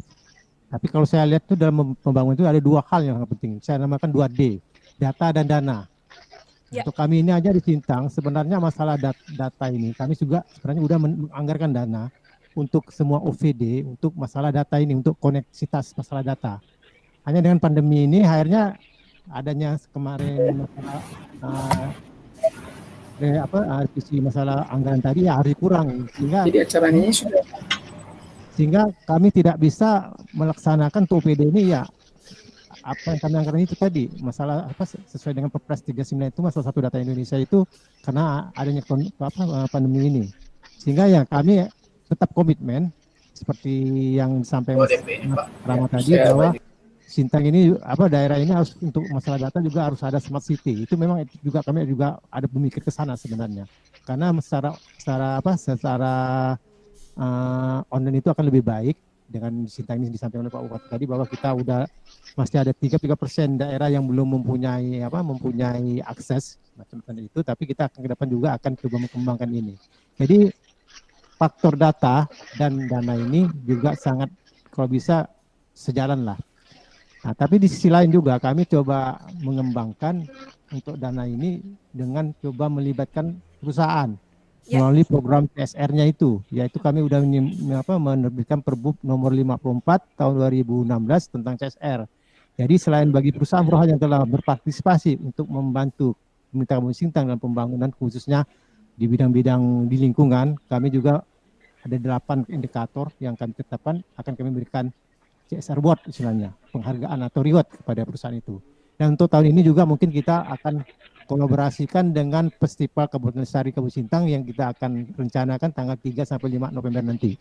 Ya, dengan kolaborasi ini kita harapkan bahwa ke depannya Sintang adanya kerjasama antara masyarakat dan stakeholder yang di Sintang ini untuk mewujudkan Sintang sebagai kabupaten lestari. Itu aja, terima kasih Pak. Terima kasih Pak. Tadi ngomongin soal tadi ya, kita emang benar-benar harus bergotong royong bersama dengan pihak swasta juga dengan ya tadi CSR. Kalau kita bicara CSR berarti hubungannya dana. Nah ini mungkin cerita tentang dana lagi, kita berikan satu pertanyaan juga buat Mbak Anggit dari Benih Baik. Mbak Anggit masih ada ya? Saya masih melihat Mbak Anggit ada. Masih ya. dong. Mbak Anggit, masih. ada sistem tersendiri nggak sih yang ada di Benih Baik tentang yang pertama kurasinya? Tadi kan memang sudah melihat ya dengan apa kurasinya adalah pasti sudah dicek dulu, terus kita juga melihat siapa yang memang memerlukan itu. Nah sama setelah mencek, ada sistem khusus juga nggak Mbak untuk mengukur dampak dari campaign yang sudah dilakukan dan diajukan melalui Benih Baik? Ya, oke, terima kasih Mbak Dian. Jadi kalau kurasi di awal itu ada 2 cara. Satu cara yang secara digital. Cara secara digital adalah data-data yang kita requirement kita perlukan itu sudah dikurasi secara digital.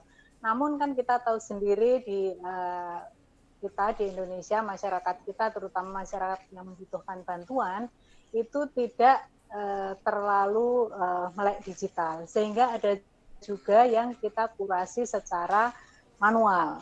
Contohnya misalnya ada yang perlu dibantu, kemudian kita secara manual kami mempunyai jaringan Mbak, jadi kami bekerja sama dengan Muslimat NU, Pemuda Muhammadiyah, kemudian ada lembaga-lembaga, kemudian ada jurnalis televisi, karena kami kan dari wartawan Mbak, jadi teman-teman kami wartawan se-Indonesia jejaringnya luas ya. Tolong untuk cek dong, tolong Mencek dicek ya. ini benar atau enggak yang seperti itu. Ya. Dan karena teman-teman wartawan ini juga memiliki jiwa sosial, mereka dengan sangat happy untuk membantu mengecek itu. Karena apa? Karena ada masyarakat di wilayahnya yang perlu dibantu. Itu yang pertama. Kemudian yang kedua mengenai dampaknya. Kalau Mbak Dian buka di platform kami itu ada namanya fitur aktivitas. Jadi di aktivitas itu selalu bisa kita lihat apa yang sudah kita lakukan. Contohnya misalnya ada pembangunan sebuah musola di Jawa Barat, di daerah Bogor, maksud Jawa Barat ya, di situ. Kami memberikannya secara termin, Mbak. Jadi misalnya kita sudah berapa, bikin fondasi dulu, perlu berapa sih? Perlu 25 juta, oke 25 juta atau 100 juta mungkin. Kemudian sesudah itu dilaporkan, oh ini pembangunannya sudah, fondasi sudah, kemudian diperlukan apa. Semuanya itu ada laporannya. Nah setelah itu kan kita sudah tahu duluan bahwa kenapa sih perlu dibangun musola itu. Karena ada masyarakat di sekitar situ yang tidak bisa sholat. Ini sebelum pandemi ya Mbak ya, sebelum pandemi ini contohnya. Masyarakat tidak bisa melakukan sholat bersama di situ, tidak ada musola, kemudian kalau di musola itu tidak ada sumur, sehingga tidak bisa wudhu di situ, sehingga orang-orang yang jalan sekitar situ juga tidak bisa melakukan. Nah impact seperti itu bisa diikuti di fitur aktivitas kita. Jadi transparan, benar-benar transparan. Kalau tadi Mas Rama juga mengatakan bahwa data secara transparan itu yang sangat diperlukan. Karena apa? Ini yang menimbulkan kepercayaan. Nah, kami tidak mau mengkhianati kepercayaan itu. Demikian, Mbak. Nanti yang UMKM juga demikian, Mbak. Jadi misalnya kayak UMKM mana yang sudah kita bantu dan dampaknya apa sih? Apa benar seorang ibu yang tadinya misalnya jualan kerupuk, sudah bisa berjualan secara online, kemudian dia bisa menghidupi keluarganya, anaknya bisa sekolah, dan lain-lain seperti itu kita laporkan semuanya. Gitu Mbak Dian. Ya, Mbak, ini akhirnya membukakan mata saya dan akhirnya jadi makin percaya sih. Karena ya tadi ya basisnya adalah teman-teman yang ada di Benih Baik adalah wartawan. Maka jaringannya itu sangat luas se-Indonesia. Bagaimana akhirnya teman-teman Benih Baik bisa memvalidasi kembali benarkah memang campaign ini ada di kehidupan, terus memang harus dibantu supaya bisa dilihat juga, supaya bisa diangkat ceritanya. Jadi akhirnya nyumbang merasa safe juga ya Mbak ya. Betul, Menarik. betul. Tadi Dan sebetulnya iya. bukan hanya wartawan Mbak Dian, ada pernah kasus itu kami minta tolong Pak Bupati. Jadi karena ada wartawan kita nggak ada di situ, kita minta tolong Pak Bupati di sebuah daerah, saya nggak Untuk cek sebutkan. langsung ya. Pak minta tolong dicek Pak, ini benar atau enggak Ya. Pak ininya. Apa yang perlu dicek A, B, C, D gitu. Terus Pak Bupati pasti menugaskan orangnya, kemudian Pak Bupati pasti yang menganalisa, karena yang telepon kembali ke kami Pak Bupati, beliau bilang barang ini ada, ini benar, tetapi tidak prioritas. Kalau kamu mau prioritas, membantu yang ini, begitu. Yang Jadi lebih detail Mbak Dian, kita bisa memberikan kurasi itu. Begitu Mbak Dian. Itu ya fungsi dari gotong royong, kolaborasi, networking, berjejaring, akhirnya validasinya itu menjadi lebih kuat lagi. Tadi ngomongin soal validasi data, ini ada satu yang mau ditanyain kembali ke Mas Rama dari Clue. Saya pernah nih ya Mas ya, sedikit cerita juga, mungkin banyak teman-teman yang pernah punya kesempatan buat audiensi ke Pak Jokowi langsung. Waktu akhirnya saya pernah satu kali ikut audiensi datang ke Pak Jokowi, jawaban Pak Jokowi dia cerita, data itu banyak sekali dan semua selalu bilang itu jadi prioritas. Kita sebagai pemerintah memang harus punya kurasinya tentang prioritas tersebut. Nah, saya mau minta perspektifnya Mas Rama nih tentang membedakan data yang penting untuk pembangunan sama data yang sebenarnya kurang relevan. Karena mungkin semua orang akan menyampaikan itu adalah suatu prioritas. Tapi sebenarnya mungkin setelah dilihat makro bisa juga tidak. Ada tips nggak dari Mas Rama untuk menengahi persoalan tersebut? Iya, kalau dari kami sendiri sebenarnya, jadi gini, memang data itu sangat banyak, cuman data yang benar-benar valid dan yang benar-benar berguna untuk pembangunan ke depannya itu yang filterisasinya lah ya, yang harus benar-benar dilakukan dari depan. Jadi kalau dari Clue sendiri, contohnya dari aplikasi kita sendiri, saat melapor itu tidak bisa, dia hanya misalnya dia di rumah, udah gitu mau ngelapor terkait jalanan rusak, dia langsung ngelapor sambil tiduran gitu, itu nggak bisa, dia mesti on the spot, foto langsung. Jadi memang dari aplikasi di depannya, platform di depannya, bagaimana cara menggrab data tersebut, itu harus dipikirin gitu. Jadi begitu garbage in, garbage out kan. Jadi begitu masuk itu tidak ada data-data yang memang sifatnya bisa dibilang sampah lah gitu. Nah dari situ di dalamnya saat ini mungkin teknologi udah makin maju, gimana kita bisa meng-apply AI atau machine learning untuk bisa memverifikasi data-data mana yang sebenarnya dibutuhkan. Karena sekarang lebih gampang. Kalau dulu kan memang manual kan, jadi butuh hire orang lebih banyak untuk bisa melihat satu-satu. Sekarang ada machine learning. Baru dari situ langsung masuk ke dashboard atau misalnya command center untuk kemudian diintegrasikan dan divisualisasikan.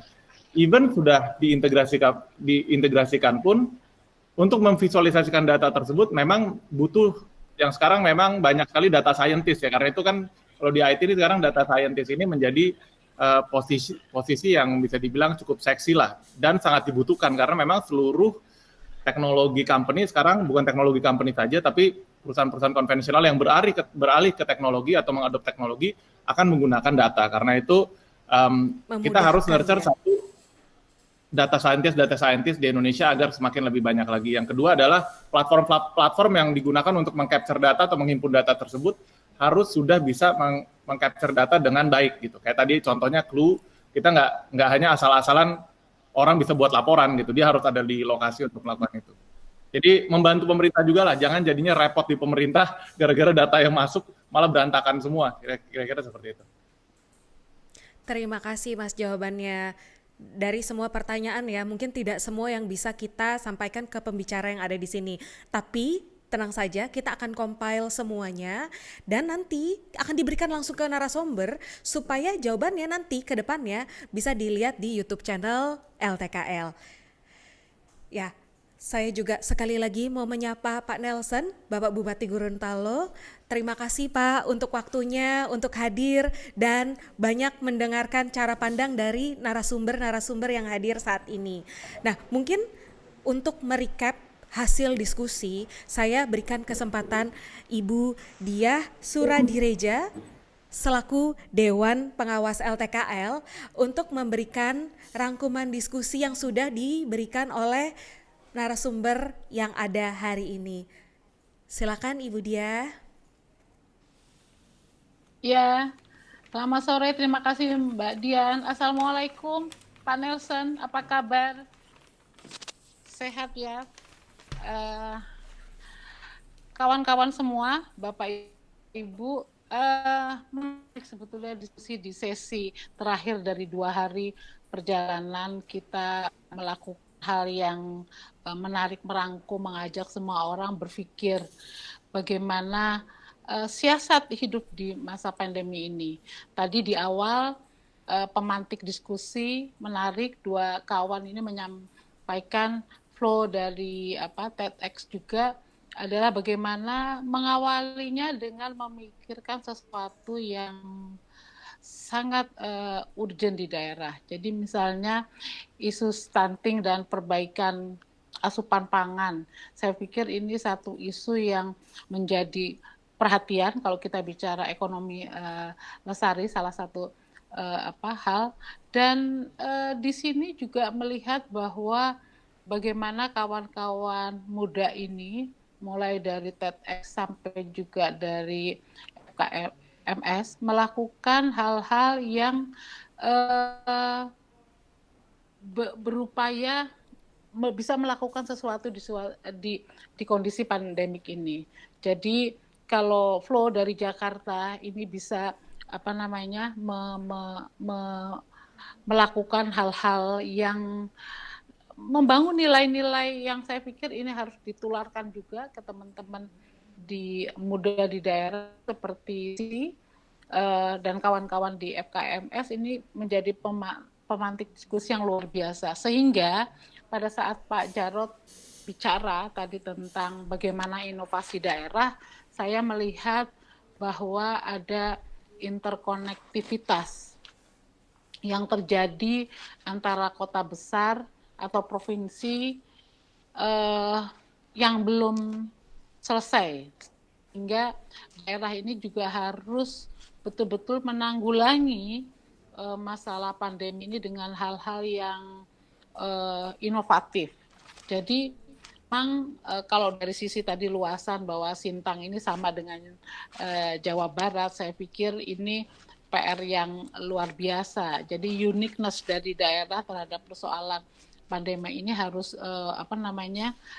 betul-betul menjadi hal yang harus diatasi dengan benar dari perspektif kesehatan, dan juga bagaimana di tengah isu yang dihadapi juga tentang produksi, misalnya produksi pertanian dengan penanganan COVID ini, saya pikir ini menjadi hal-hal yang PR bagi kepala daerah. Jadi bukan hanya pengawasan, tetapi juga bagaimana menanggulangi import penyebaran COVID dari daerah lain. Jadi ini dua ranah, antara menangani di dalam juga mencegah dari luar. Ini PR yang luar biasa, dan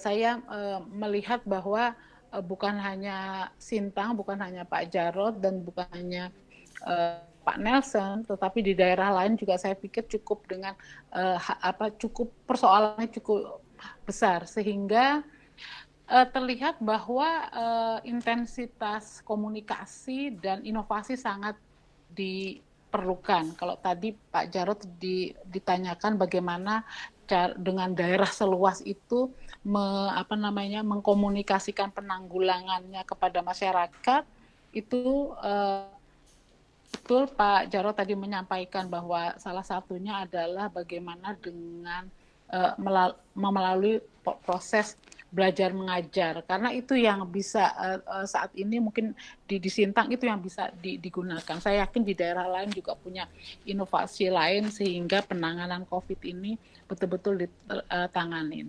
Nah, berjalan dengan persoalan seperti itu, bagaimana menanggulangi, tapi menarik konsepnya dari Mas Zohar tadi tentang aturin ini, bagaimana strategi adaptifnya dalam sektor pariwisata, karena betul sebelum COVID saya ingat saya minimal mendampingi kawan-kawan yang intensitas tinggi untuk membangun wisata lokal, ekoturism.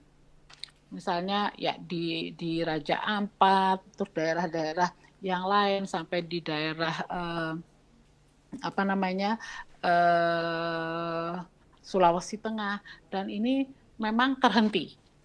Jadi bahkan program-program pendampingan ini terhenti. Dan memang ini menjadi penting apa yang dilakukan oleh Mas Zohar dan kawan-kawan ini, merubah strateginya. Jadi bagaimana kebiasaan baru dengan pendekatan virtual travel ini, saya pikir ini harus di-share Mas Zohar ke kawan-kawan, banyak kawan-kawan di daerah. Jadi tetap membangun social entrepreneurship ini dengan bagaimana berpikir bahwa virtual traveling ini bukan menggantikan, tetapi mencari cara baru, inovasi baru, sehingga ini juga bagi kawan-kawan sekarang, misalnya saya itu kebutuhan untuk wisata 1 tahun minimal 2 kali dengan anak-anak saya, karena dengan Ibu kami Dia, mohon berangkat maaf, mau pun sedikit kami mengingatkan wisata. waktunya ya Bu. Waktu ya? Ya. Oke. Ya, itu menjadi kebutuhan, dan saya yakin menjadi kebutuhan dan inovasi yang luar biasa. Lalu Mas Rama di sini dengan solusi inovatif untuk tentang data dan informasi di masa pandemi, ini saya pikir menjadi satu hal yang menjadi sangat urgent. Jadi bagaimana menghimpun data, menangkap permasalahan terkait pelanggaran di masa pandemi, lalu menganalisa dan harapan untuk bisa lebih efektif dan tepat. Sekarang apalagi di masa pandemi, validasi data menjadi sangat penting. Dan saya senang sekali mendengar Mbak Anggit Hernowo ini menyampaikan bagaimana Baik Foundation itu melakukan hal yang saya tersentuh sekali, karena kebetulan saya lebih dari 30 tahun ada di lembaga donor, misalnya membangun keterpercayaan berbarengan dengan bagaimana melakukan mobilisasi sumber daya dan membangun keterpercayaan ini. Saya pikir ini hal yang sangat solutif dan diperlukan bagi kawan-kawan di daerah. Catatan penting saya dari sesi ini yang pertama adalah terlihat dari panel bahwa kesempatan kolaborasi untuk menggunakan teknologi bisa menjadi salah satu opsi. Maaf. Yang menonjolkan potensi daerah pada masyarakat urban. Ini bisa banyak potensi. Jadi kembali tadi gotong royong, Mbak ya. Ini landasan prinsip di era pandemi ini yang harus kita bangunin lagi, kita ingatkan lagi, dan ini menjadi target untuk peningkatan kapasitas UMKM, target untuk juga program-program perhutanan sosial misalnya di daerah. Kuncinya di catatan penting adalah di gotong royong. Dan di sisi lain cara berkomunikasi juga harus dirubah. Ya. Ini saya pikir ini satu hal strategi komunikasi harus dirubah, dan ini sangat unik. Dan yang ketiga tadi memang menarik untuk misalnya disinggung persoalan stunting oleh kawan-kawan SISDI, dan juga bagaimana Presiden Jokowi serius sekali menangguli tentang isu pangan juga. Saya pikir keterkaitan tadi data, pendekatan dan hal yang mendukung pencapaian target ini perlu menjadi kolaborasi. Kuncinya, saya mencatat kuncinya. Satu pertama adalah inovasi pada kondisi new normal ini. Ya, Semua itu yang jadi maju. poin dari Maksudnya ekonomi yang Ibu lestari sampaikan tetap ya. jalan terus dan semua bergerak, ya. Ya. Semua harus bergerak. Data yang valid, potensi pengembangan untuk masalah utama ekonomi lestari, semuanya menggunakan pendekatan. Kita harus memobilisasi semua sumber daya dan pemikiran. Ya, Dan kita yang siap kedua bergerak berarti ya Bu ya. Tadi, Ada lagi Bu? kuncinya mobilisasi sumber daya sebentar. Oke. Yang kedua, mobilisasi sumber daya untuk kegiatan yang dinilai kualitasnya dari inklusivitas terhadap nilai tambah sosial. Jadi berhitungnya bukan hanya ekonomi, tetapi bagaimana nilai tambah sosial untuk mengurangi angka pengangguran, penurunan jumlah kemiskinan, dan tetap memastikan lingkungan terjaga. Dan terakhir, ketiga, menarik adalah komitmen semua pihak harus betul-betul diikat untuk sama-sama melakukan 3 intervensi tadi yang sudah kita bicarakan dalam 2 hari ini. Kapasitas adaptasi, transformasi ekonomi, dan narasi komunikasi. Mungkin itu catatan saya selama melihat sesi terakhir ini. Saya kembalikan ke Mbak Dian. Terima kasih Bu. Sangat detail sekali. Mungkin teman-teman mahasiswa yang memang udah nonton dari kemarin ya Bu ya, sampai hari ini, akhirnya banyak catatan yang mereka catat. Jadi sertifikat yang kita berikan nanti informasinya di akhir acara akan lebih kuat lagi kalau mereka punya catatan, jadi nggak hanya nonton demi sertifikat, tapi tahu apa yang harus dilakukan kemudian setelah menonton.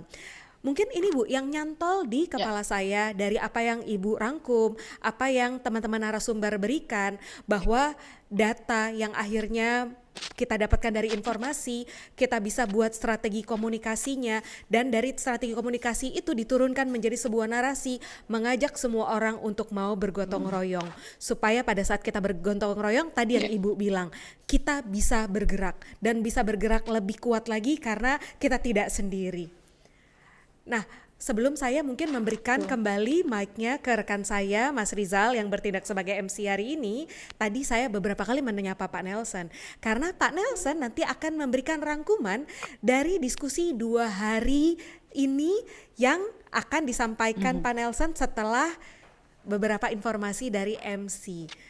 Kepada Mas Rizal, saya panggilkan kembali untuk akhirnya saya harus menutup diskusi kita hari ini. Nama saya Dian Maya Puspitasari, stakeholder dari Big Change Agency. Terima kasih, selamat siang menjelang sore untuk teman-teman di seluruh kabupaten di Indonesia.